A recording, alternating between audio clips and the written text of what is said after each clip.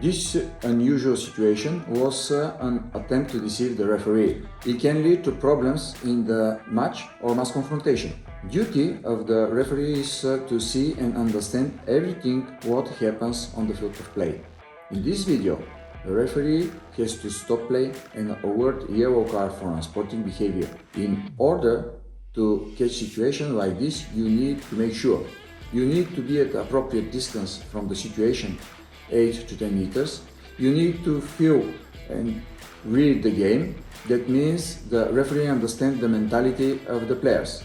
You need to pay attention to the body language of the players. A player that wants to play with the ball will have its attention on it, while a player that wants to confrontation would probably have their attention on the other player.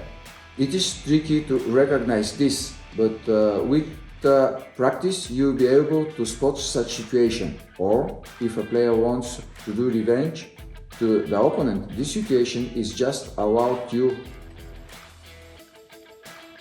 can also occur. If you want to learn more tips from me, you can subscribe to this channel and follow my Facebook page. Bye.